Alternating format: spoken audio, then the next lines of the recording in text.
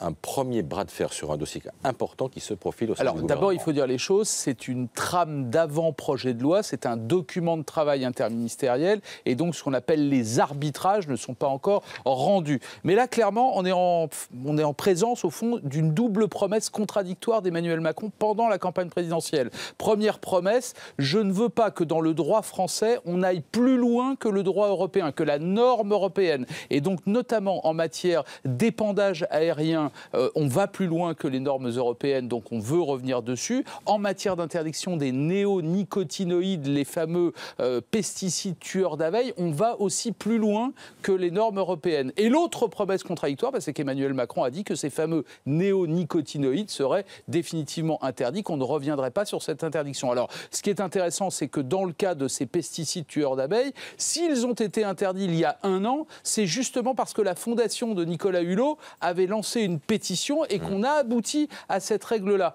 Alors, qui va gagner dans cette histoire? Chez Nicolas Hulot, on dit que c'est tranché, qu'au fond, on ne reviendra pas là-dessus, que c'est une avancée en matière d'écologie. Mais chez le ministre de l'Agriculture, on dit que le débat n'est pas tranché. Eh bien, on a une bonne nouvelle, il est l'invité ce matin de Jean-Jacques Bourdin. Donc, on va lui poser la question. Mais il n'y a pas que ce sujet-là. Nicolas Hulot nous disait vendredi matin en off, tous les sujets dont j'ai à m'occuper dans mon ministère sont conflictuels. Et pire, les arguments des deux camps sont souvent parfaitement recevable. Eh ben, c'est le rôle du ministre, il va falloir trancher.